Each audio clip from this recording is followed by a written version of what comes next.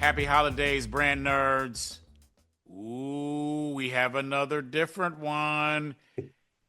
We have a different one, another podcast. This is the awards show podcast part two. Okay, part two. Brand nerds, as we said in our first one, those of you all may have missed it. We want you to go back and listen to it. We decided to close this year with something special. Not just do a regular podcast. We love our guests. We're very fortunate for the guests that we have had here on Brands, Beats, and Bites. But we are doing a marketing award show to end 2025. And it's broken up into two categories. Brand bangers. Those are the things that have been great for 2025 or that we recognize in 2025. And brand bust. These are the ones that have not done so well. We have already recorded Brand Bust. This is about brand bangers. As a reminder, hop on LinkedIn. You can hit Larry up on LinkedIn, me on LinkedIn, or our BPD LinkedIn page. We want to hear your opinions. And in this case, because we're talking about brand bangers, LT, we're going to be naming names. Right. In this case, if you were associated with any of these award winners, you're on the brand team, you're in the company, you were at the agency, whatever, or agencies, whatever the case may be, hop on. You can tell us you want to come on and talk about this, and we'd love to hear from you. And we know the brand nerds that want to hear from you. Just again to repeat, wow, this is our show. Not wow, it is our show. Let me be a little more definitive, Larry. This is our show. This is Larry's show and my show and the team at Brands, Beats, and Bites, all the producers involved. Because of that, we may name a winner for this year for us. It doesn't mean that whatever this winner is actually launched it this year. If we've become aware of it in this year, we're going to say we believe it's a winner. We've got timely things, some things that have just gone down, but we also got some things that may have gone down before now. And unlike other award shows, going back to the same thing I said on the bust, King's English here, King's English, we ain't got no nominees. No nominees, Larry, just winners. We are coming at you with just the winners. Larry, did I get everything on the rules of this thing here? I think you nailed it. Okay, brother. You got the rock. Okay, so DC, as you mentioned, this is, as you said, part deux, and I think you are a little foretelling in your wonderful French accent that we are delivering. Right, we're a little foretelling here, Branders. You'll see why. We are delivering the Bangers Awards for those brands that really did some dope work that we want to call out, including why it is so strong. And maybe where it could have gone wrong, but didn't. Right, D? Correct. So, D, do you want to walk us through these award names with a little explanation for each? I do. We got three more. Brand nerds, you know we love things in threes. Plus, we have the biggin. But let me just go through the three banger awards for 2025 for Brands, Beats, and Bites. Number one, the Bravest Marketing Move Award. Number two, how did you think of that dope name award? Number three, Champagne Results on a Beer Budget award. So let me just go through what these details on these three, and then I'll give the big one. Bravest Marketing Move Award. This is for the brand team and the agency and the company. They made the boldest marketing decision. Really bold. It could have gone one or two ways, Larry. This thing could blow up, which means it went really well, or they could have gotten, in Tony Kornheiser's parlance, blowed up. Okay? Blowed up. They big time risk, career risk, budget risk, reputation risk, creative risk. All kinds of risks were around this thing. Yet, in spite of what may be a counterintuitive choice, they did it because they were brave. That's number one. Number two, How did you think of that dope name award? This is for the brand product or campaign name. It's like it's so obvious. It's right in front of you. Anyone else could have come up with it, but they didn't. You did not come up with this name. These people came up with this name, and it is a banger. It nails memorability, distinctiveness, strategy in one simple, punchy line. That's number two. Number three, champagne results on a beer budget award. I love that award name, Larry. I just Yes. love that award name. This is for the brand that said, we don't have a lot of money around here. We're running a little light on the denarii. We're running light on the shekels. We're running a little light on these. But what little we have, we can turn it into something. These are for the scrappy folks, resourcefulness, resiliency. And they don't have to have money to buy a $4.5, $5 million 30-second spot on the Super Bowl. They're like, we're going to drive ROI big time because of this. We're thinking over here. We don't need to spend a lot of money. So that's champagne results on the beer budget award. Larry, anything you want to say on the 3 awards before we get to the big one? No, hit the big one. We're going to bring it home, brand nerds, with the Grand Prix Award. And it is called the, I wish I did that, Grand Prix Award. This is the single biggest honor one can get from Brands, Beats, and Bites in an award season. And this is the campaign, brand platform, some strategy, longer term strategy that we marketing folks, we go, oh man, secretly, we wish we'd have done that. Yeah, it's like, it was brave, it was original, it was, it had a business impact. And so some criterion for the Grand Prix Award, because not everybody can get this award. Not every brand, not every company can get it. Not every agency will get it. Criterion, clear business impact. So not just the fancy buzz, not you putting stuff in your LinkedIn going, I'm pleased to announce that we've been invited to Cannes to present that. We don't care about that. You can keep that shit. We don't care about that. Next, a strong, simple human insight. Really easy to understand. Brave choices, both creatively, strategically, and executionally. And then executed across all channels. So not just social media, not just regular media, not just in some experiential fashion. Everywhere, every channel you can think of, the execution was consistent.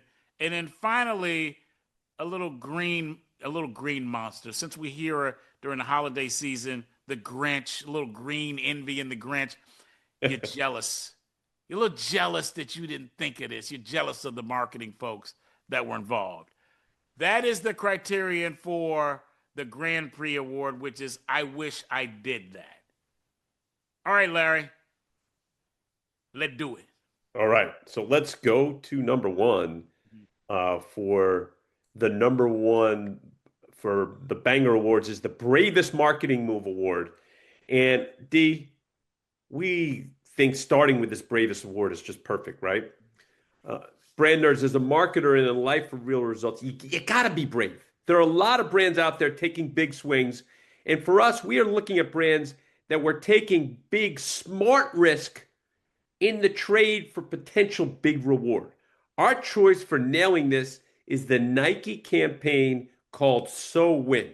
So let's give you the backdrop to that. So the official launch was the Super Bowl 59 debut on which was February 9th of this year. That's when they launched this campaign called So Win. And the campaign message was it was flipping societal expectations by telling female athletes to win anyway, be confident anyway, put yourself first anyway, and be emotional anyway, celebrating their current dominance, not future potential. Because the essence of the award is, hey, you can't please people, so just Just go and win. Be yourself. The athletes featured were Jordan Childs, Caitlin Clark, Sabrina Ionescu, Sha'Carri Richardson, Asia Wilson, and Sophia Wilson. All right. The campaign significance. This was Nike's D. I didn't know this until we really looked into it. This is the first Super Bowl ad they did since 1998. That's Ah, crazy, don't you think? that is, yeah. I would not have guessed that. I wouldn't have either. And so this really was signaling a renewed focus on athlete-centric storytelling in women's sports. All right. Mhm. So that's all wonderful, great. But what were the results? So according to Zappy Research, the ad scored 86 for projected sales impact and 98 for brand impact in the under 35 demographic. So what's interesting, I actually loved this ad. It brought me to tears, but I know that it was polarizing. There were people that didn't like it, but the people that they were really trying to connect with, under 35 females, it scored really big. And perhaps the coolest and best part of this, D, is that Asia Wilson's signature shoe, the A1, debuted on May 6th, so a few months later. And it sold out just right away in its first drop. And Business Insider reported the pink Aura version sold out within 5 minutes online. So that's the backdrop to the campaign. And we think, again, the last part of this is the reason why it's brave is they chose the Super Bowl. Think of the broadest audience and football being so male centric to debut this female centric ad. And so for us, not only was the execution and the strategy of everything brilliant, but the place that they did it in was really brave too. D, your thoughts? This was an easy choice. It's an easy choice for many reasons. This last point you mentioned about Asia Wilson's shoe and it selling out. Female basketball players don't get signature shoes very often. Asia is one of them, and it sells out.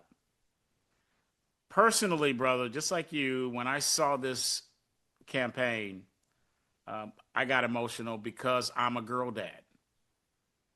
And seeing a brand like Nike platform women athletes on the Super Bowl warmed my heart. It takes risk to do that because Nike is known mostly as an iconic sports brand where everyone who is an athlete, Charles Barkley, athlete, everybody that has a body is an athlete, and they can, in fact, reach iconic levels. Not really reach them, but they can at least perform better. Brother, what Nike did by saying we are known as a brand that communicates and builds our brand mostly through men, but in this Super Bowl, we're going to do it through women. Just phenomenal. It also reminds me of something else. I'm gonna get a little existential here. I hope I'm not getting too soft because I do think this is about strength. Women athletes have been ignored, brand nerds. Yep. Yeah, they've been ignored. Not just in basketball, across the board. Women athletes have been largely ignored. And I need to give a shout out now to our client Aflac and the CMO Garth Knutson, who's actually who happens to be a great friend of mine. They had the NCAA basketball tournament, and we know March Madness. Like Yep. March Madness is a really big deal. It is a male thing. March Madness is typically, and Aflac was a sponsor of the NCAA and the crown jewel called March Madness. A couple years ago, Garth made the call, Larry. You know this. Brand Yep. Nerds, Garth made the call to shift resources away from the men's basketball game, collegiate basketball game, to the women's collegiate basketball game. This is why Aflac has Dawn Staley, Coach Dawn Staley, as a partner. That was a part of the shifting. It has been an enormous success. Yep. That said, that's not the existential part. This is the existential part.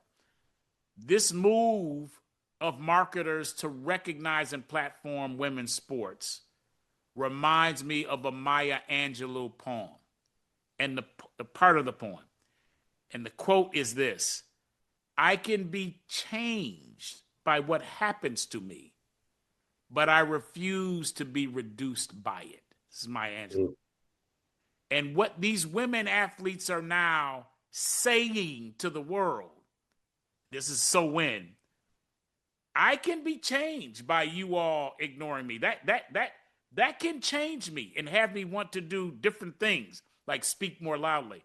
But I'm not going to be reduced by it. I'm not going quietly into the night. Lastly, I'll say this. I know I'm going on here, Larry. Thank you for the space. On practical terms, brand nerds, when you start a new job in marketing, there's going to be a sound. Okay. That's the sound of bullets leaving the chamber, and they're coming towards you. It's not if they're going to get to you, it's when they're going to get to you. So, brand nerds, you're going to get fired in whatever job you're in. You're likely to get fired. So, because you're going to get fired anyway, be brave. Love that. Your thoughts, Larry? Love that. No, that's a great thoughts. And just a couple quick thoughts before we go to the next segment. You know, I've I've done a lot of business, DC, as you know, over the years with Nike, and I've gotten to know them inside those velvet ropes quite well. And truthfully, that company and the brand weren't so kind to women back in the Yeah. day. Yeah. There's some bad stories, brand nerds. Yeah, that's So true. for this shift to happen is also really cool. And I'll end this by saying, not only was this brave for all the reasons that we've said, Mhm. but when this is done with such strategic and executional excellence, Yeah. you know, my identity is I'm still at the end of the day, my identity is someone who's a baller. That's who I grew up being. And Mhm. so that's my identity. And when I see athletes uh, um, you know, put forth in the best light these amazing athletes, that even though it was aimed at women, the message of that resonated with me too, because it was so when something's done so well, you know, think of an archery target, brand nerds, and DC and I are way out. We're way at the outer rungs of that archery target. The brand lover is really the women who are in that ad, right? And then the next rung Yeah. are the real serious female athletes. But so we're way out. But because it was done so well, the waves of that ad hit me in a really emotional way too. So I just Well wanted to said. state that as well before we get to the next segment. One quick ad here, Larry. That's beautifully said. Nike brand team, um, Wyden and Kennedy ad agency. You want to come holler at us about behind the scenes on this? Come holler at us. We'd love to have it. All right, D. Next banger number 2. You want to hit us? I do. Number 2. How did you think of that dope name award? All right, LT. This is another category where we had a lot of candidates that we could have selected, but the one we have for you, it's simplicity. The insight, the cleverness to borrow a phrase, make one change, and have it just blow your mind. And the winner is a set of products called A Curl Can Dream. Not a girl can dream. A curl, as in curl and hair, can dream. Hair product from Matrix. Matrix is a division of L'Oreal. All right, so here's the deal. This brand was launched September of 2021. When they launched this brand nerds, they said, "Oh, well, there's this cultural shift that we see that's happening, And it's around natural hair, not just hair that has been processed, chemicals in it, curly, coily hair, moisture rich. In other words, we're talking about women of color, Yes. and their hair type. So this woman, Michelle O'Connor, come on, Michelle, if you want to holler at us, we'd love to have you. She's the artistic director for Matrix, and she calls herself a curly girl.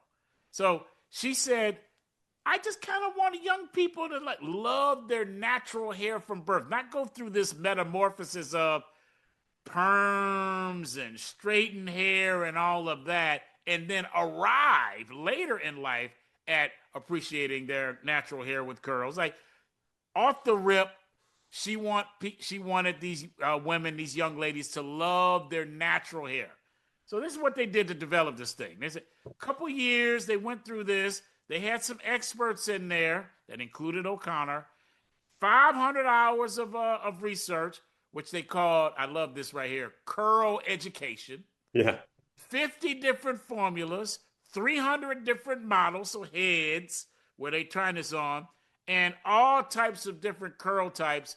Now, Larry, I don't know what 3A to 4C means. I'm just going to presume that that means nappy to be happy, or loosely Right. nappy. I'm assuming, but I don't know. I don't know. So this name now, A Curl Can Dream, it's like, ooh, man, L'Oreal's a pretty big company. And trying to find like an origin story that'll make it all the way through the labyrinth of a major company, that's hard to do, but they did it. They did it.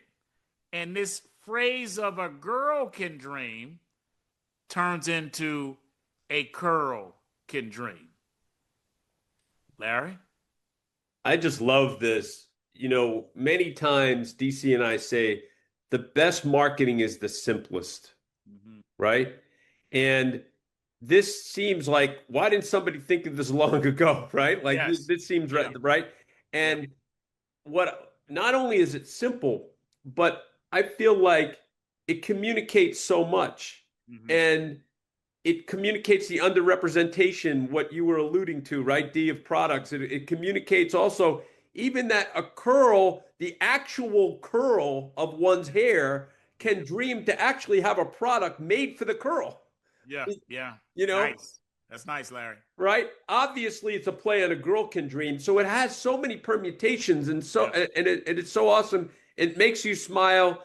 It's just wonderful, and we brand nerds, we did DC and I did a lot of research. That's what he was saying.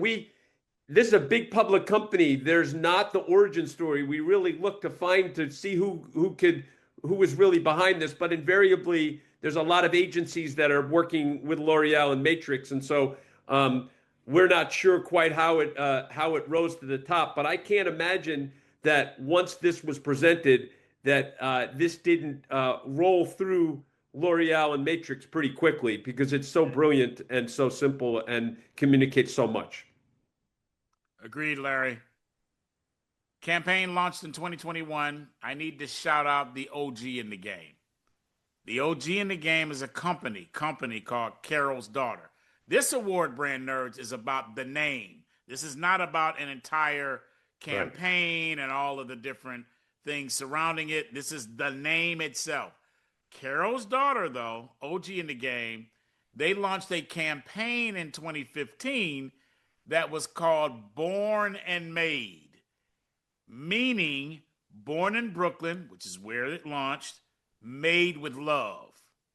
So this is where they launched this campaign. They did a hashtag born and made where they were encouraging women to share their own beauty stories and their identities in social media. So I want to give the proper shout out to Carol's Daughter for being the OG in the game. And then now let me go back to A Curl Can Dream.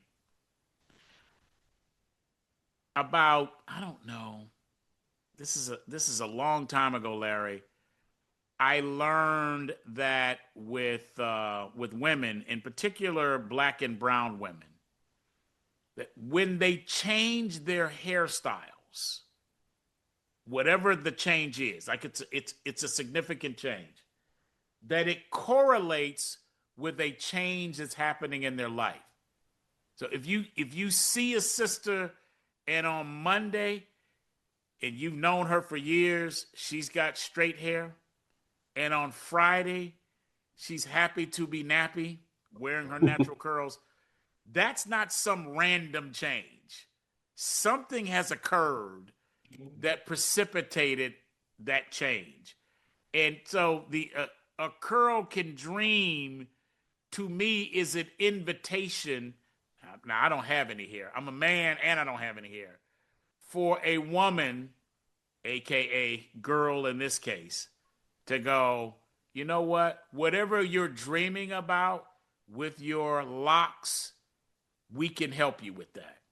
Just dope. Just dope. Totally. Love it. All right, brother. Shall we hit the third? All right, number three, man. We love this is such a good one. Yes. So, brand nerds, the brand banger number three is champagne results on a beer budget. So this one we just have great love for. DC, you alluded to this in your preface when you were talking about this award. Since you have to be smart, scrappy, and scintillating, I'm going to hit the three S's to move the needle here. I like it. I like it. This triple alliteration. Right? Yes. So, brand nerds, we found a super cool brand here, and the winner is La Vieille Femme. I'm doing the French. I took 4 years of French. I'm doing my best. La Vieille Femme, that has become known as the chicken wine. Of course, not on purpose, but funny and ironic, handing this champagne results in a beer budget award to a value-based $10 a bottle French wine. We thought that was funny too. But honestly, brand nerds, we weren't putting the fix in here. We just think this one is amazing. So let's take you through the key details. Okay, so the background is they are a fifth generation family run business, La Vieille Femme. And the fifth generation family member and current CEO, his name is Mark Perrin. And he explains the family adopted the brand's recognizable chicken sketch label in the early 2000s as part of a brand refresh then. The original label used his parents' farm as part of the backdrop of what the label is. So that's when they entered the chickens onto the brand refresh in the early 2000s. So over years, over time, that recognizability paired with the general public's inability and or laziness to pronounce the name La Vieille Femme led to the widely agreed upon moniker, the chicken wine. Instead of thumbing their nose at what many in the wine business would see as a ghastly nickname, Mark Perrin and his team, they leaned in all the way. The company launched a limited edition rebrand that explicitly used the nickname the chicken wine on the label. And they now use the chicken wine front and center on all of their social media. So here are the results, brand nerds. The brand recently hit the 1 million case sales within the last 12 months in the UK and is on track to do the same in the US, all with little to no marketing and advertising. You have to have a brand label for your brand. And in this days, table stakes obviously is social media. So there's no media associated with this brand. It's just what they're doing with their owned assets being the label and the social media. And we just love this in every way for all of what's happened here. So D, what are you thinking? This is a easy one for me, Larry, to fall in love with, because anyone in the wine business, you have to do a label. So Right. this is table stakes. A label is table stakes. You're going to do a label and it's going to say something on it. The fact that they could use a label and put chickens on it and have consumers not be able to pronounce their name which many might think is an L, and go, you know what? We're not going to call consumers dumb and Yes. tell them you don't know. You don't know French. You don't know. And brand nerds, for those of you all who are not French, French people don't really like you like that. Right? For That's those of right. you, they French people, they really love themselves and their culture. Right? Yes, They're rightly. not really trying to have your culture come in and do anything to reduce their culture. So just for a French company to go, we're not going to turn our noses up. We're going to lean into this chicken thing, proves that brilliant marketing need not be expensive. Exactly. And that's the point here, brand nerds. Yep. And, DC and I say this a lot. This is really important that obviously Mark Perrin and his family, fifth generation, they own La Vieille Femme. Okay. They own the brand and everything with it. But Mm-hmm. at the end of the day, they're just stewards of that brand. The real owners are the consumers. Because if nobody's buying that brand and nobody's connecting with it, he doesn't have a company. So ultimately, the consumer, own the brand. And so if you're the best brand custodians and you see something like this Mm-hmm. and you go, wow, this is why are we going to thumb our nose at it? It's Yeah. it's on our label and people are having fun with it. And by the way, it's a $10 bottle of wine. And if you look it up, it's actually for in that category, it has really good reviews. So they actually have a good product. But Okay. for them to lean in and not take themselves too seriously and just connect with people on that level, people feel like that brand is part of who they are. And so they're going to lean in even more. And you're now emotionally connecting with people with basically a negligible marketing budget. And that's one of the reasons why DC and I love this so much, is because they understand that while they are technically the brand owners, they're really just the brand custodians, and they're just leaning into their consumers. Larry, there's another example like this also, Europe. I think it's a Danish butter cookie called Royal Dansk. I may be mispronouncing that. It comes in a blue tin, and people refer to it as the blue tin or the cookies in the blue tin. It's just a color, but Right, they've leaned into that. Same thing right. here. Same thing here. Same. Love it. All right, D. That's a great one. So now we are at the last award. Shall you lead us in here? We're already at the last Yeah. of the bangers, like the big one. The big one, as you said. The big one. Brand nerds, we are at the I wish I did that Grand Prix award, the winner. This is the single biggest honor from our first annual Brands, Beats, and Bites podcast award show. This award goes to the campaign, brand platform, long term strategy that marketers everywhere, all of us secretly, we put on our Grinch green and go, okay, I kind of wish that I had that in my reel. I wish I had that in my repertoire. And it combines bravery, originality, craft, and undeniable commercial impact. Selection criterion for the I Wish I Did That Grand Prix Award. Clear business impact, not just buzz. Strong, simple human insight. Brave choices, creatively or strategically. Executional excellence across channel. And that jealousy factor that, Yeah. man, I wish I'd done that. What this is not in our criterion is Who got the most mentions at Cannes? Right. Yeah. Who rode on the biggest yacht at Cannes? Who went to the dopest dinners at Cannes with fill in the blank influencer celebrity? This is not that award. Mm-mm. Y'all can do that award in Cannes. This is different. All right, Larry. Again, not really a lot. Several different campaigns to consider as we thought about the criteria. By the way, we should add another one, and that is longevity as a criteria. Yes, Longevity. The winner became an easy choice, and it it did. is Dr. Pepper's college football Fansville campaign, which is now in its 8th season.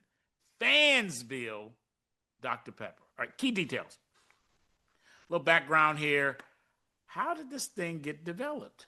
Well, ad agency Deutsch LA, along with Dr. Pepper brand team, they decided that before they came up with anything, they needed to immerse themselves in college football culture. So they attended games, tailgates, and then they started to really begin to get into and understand the strangeness of the college football fandom.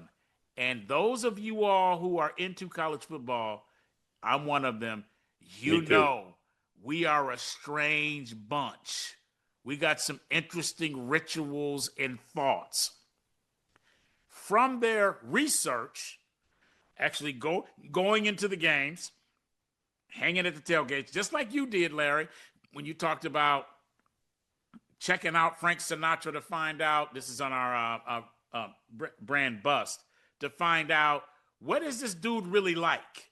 Like, is he still Frank Sinatra? So they went out and did their research, and then they came up with the idea, we're going to do a TV dramedy, that'll be a parody of like a high school sports show, kind of like Friday Night Lights, focusing on a fictional town obsessed with the rivalry between State, that would be Dr. Pepper, and Tech, their teams.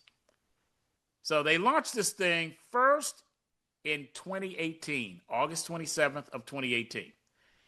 They have a regular cast. So the same cast, they appear every season, including the star, he's the sheriff, the Boz, Brian Bosworth. Brand nerds too young to know who that is. Go look up the Boz.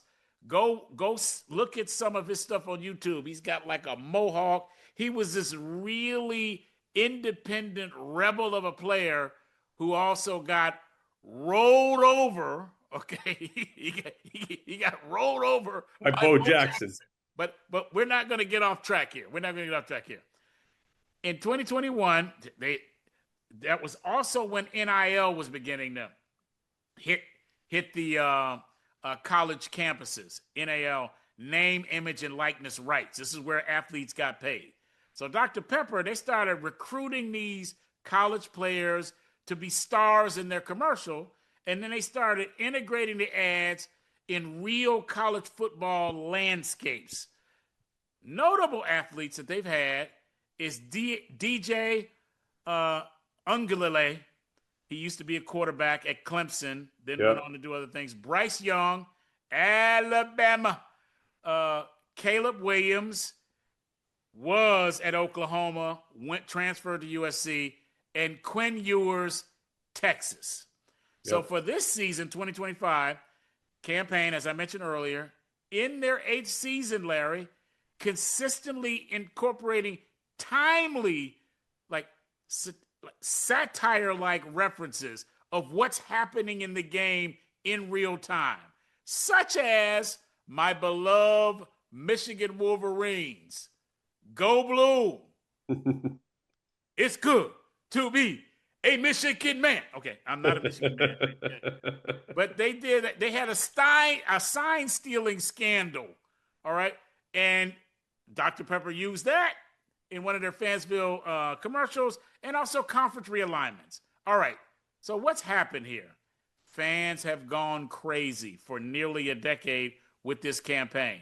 Online discussions, lore, characters, and this is, in fact, in the advertising world, the longest running episodic thing that we see in advertising. There's not been anything like this. Industry recognition, praise for its effectiveness.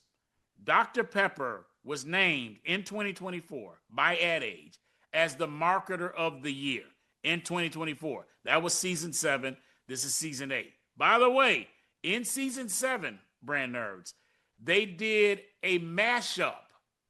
First time they did a mashup where they had the Dr. Pepper Fansville brand partnering with another brand that's in college football advertising and world, Aflac, with the Aflac Duck. The Aflac Duck actually appeared in a Dr. Pepper Fansville ad. This year, they've done another mashup with Nissan and the Heisman. Strategic expansion.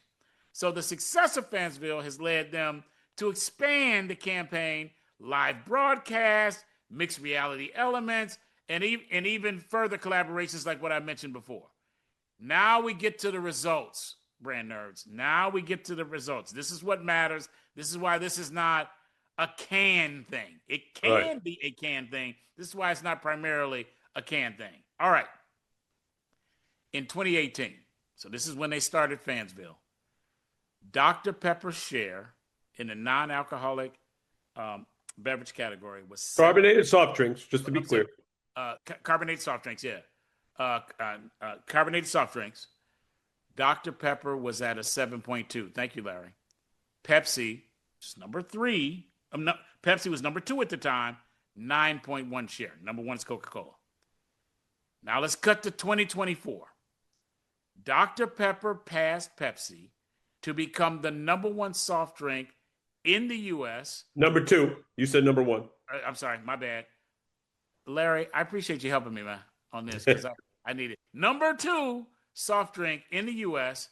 with an 8.34 share number, and then bouncing Pepsi to number 3 with an 8.31 share number. So they're virtually tied.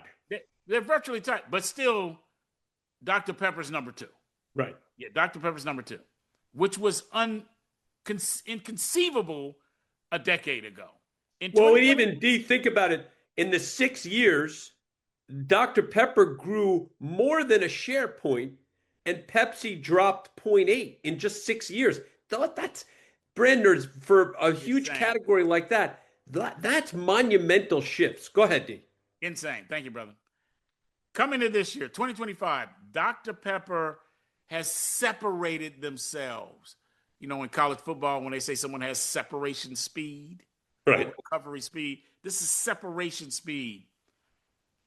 Now Dr. Pepper has pulled further ahead of Pepsi in 2025. They have currently an 8.7 share versus Pepsi's 7.97 share. So the gap is getting wider. And some of you may have heard Sprite has also passed Pepsi. So now Pepsi is not number 2. They're not number 3. They're now number 4. Number 4. Fansville, y'all. Dr. Pepper. Larry? Yeah, D, that's such a great backdrop that you provided. And I'm just struck with when you have something that wins, brand nerds. This is now in its 8th year. Yeah. And when you think about this share movement, this is something when you get something and it works strategically and you take the execution to a whole other level, you get results like this. And you keep banging away and just keep getting better and better. And so kudos to all the folks at Keurig Dr. Pepper, who our great friend Andrew Springate was CMO of there. Andrew's since moved on, and they're continuing to do it. It's not the new blood coming in and new CMO. I don't know the new CMO's name. You should best be take DC's advice from the 1990s when he told the person that one of his people that was his bosses at Sprite that just sit over there and enjoy the ride. Just just take Fansville and just keep running this play, because we're saying this, brand nerds, because they need to keep doing this because it's clearly winning, and don't just move off this because somebody new's coming in and wants to make their mark. It's incredibly impressive. And this Fansville campaign is the foundation to a brand that's already successful going to a complete other level. And D, I want to tell you a secret I never told you. And this is important, brand nerds. Personally, I'm a college football fan. This Fansville campaign doesn't do it for me, but that doesn't matter at all because it does it for everybody else. And I'm saying that for a reason, brand nerds. When you're a custodian of a brand, it's not about you. It's about the consumer. And this thing is so banging, pun intended, with the consumer that that's all that matters. It's not about you. It's about what's working for the consumer. And so that's a really important point that I wanted to make here, D. Larry, I'm glad you made all of the points, particularly the last one. My takeaway from this wonderful story is that marketers, we often fatigue of a powerful campaign before the consumer does. Say it again, D. You say it all the time, but this is really important, brand nerds. Thank you, Larry. Marketers often fatigue of a powerful, results-based working campaign idea before consumers. Yep. We got to go back. Recently on our Brands, Beats, and Bites podcast, we had one Jim Treblecock. Yep. Jim T. Jim T is the OG of Fansville, along with Deutsch LA. We mentioned them earlier. Jim T used to be the head of marketing. Thanks for shouting out, Jim. That's important with Jim and Andrew. That's a dope show. You all ought to go check that out, Brandon. Yes. It is a super dope show. Jim T initiates the deal, does the deal, works with Ryan Lair, co-creative director at Deutsch LA. They launched this. Andrew Springate, our boy, also there launching this. This is 8 years ago. Jim T leaves. Andrew Springate ascends and becomes a CMO. They run the same play. Yep. Right? They run the same play. Jim T is now gone. Andrew Springate, who I call Gate Baby. What's up, Gate Baby? Shout out one time to Gate Baby. He now leaves.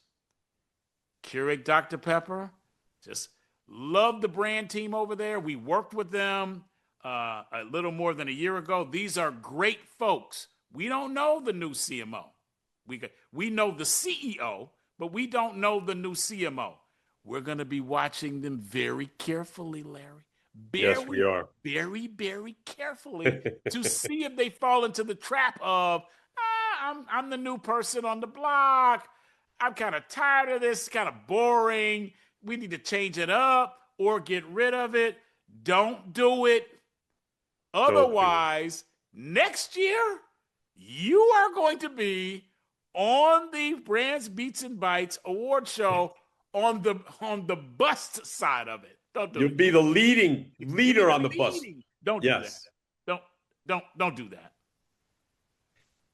Yeah, and D, just to finish that point before we get to the summary, this is really important, brand nerds. When you have this winning formula that keeps running, and because college football is really all about change, everything about college football has change built into it because guys come and go, right? Yeah. And it's even faster that, the guys come and go now, especially because of the transfer portal and everything. Yeah. So change is endemic to college football. So to Dr. Pepper's credit, they've leaned into that, and that's become a big part of the episodic nature to it. So why should they ever stop this play? It becomes it becomes like the soap opera that lasts 40, 50 years, the General Hospitals of the world. There's no reason to not keep running this play, assuming college football keeps up its level of popularity and you continue to use college football and do Fansville with such executional excellence. Yes, Larry. One final ad for me. I think even when they are not talking about some current event in college football, they will still nail an insight that has cultural resonance. Yes. For example, they have an ad. I actually texted Ryan and told him, man, I'm laughing out of my bed looking at this one, where they are playing with the term known in culture as side piece. Yes. Side piece. Now, side piece has nothing to do inherently with college football. Right. It has to do with, well, go look it up for those that don't know it. Most of the brand nerds Yeah, you know know what it means, brand nerds. you know what it means, brand nerds. And they've got one of the characters who's all of the characters are always in it, and they are having fun with him because he apparently has a side piece called Western University. Now, the campaign is set up on, as we talked about, State, which is Dr. Pepper, and Tech, their Right. competitor. Now they're coming in with what you call these directional schools, Right. Western. And the character, don't remember this character's name, is like, no. I don't have a side team. I don't have a side team. So they're pressing this dude like, hey, you got a side team? And it's like, what about the cake? And it has like the team's name on there. And then the doorbell rings as this dude's trying to defend himself. No. Like, I'm down with State. I'm not down. I don't have a side team. In comes the mascot for Western, fictional Western, and Right. the dude just again is like, oh, this is not a good time. This is not a good time. And then, but this Western mascot has Dr. Pepper under his arm, and they're basically saying, hey, you can get the fuck out. Oh, sorry, you can get out, but leave the Dr. Pepper. Brilliant. Brilliant. Brilliant. Brilliant. I'm glad you talked about that. That's great.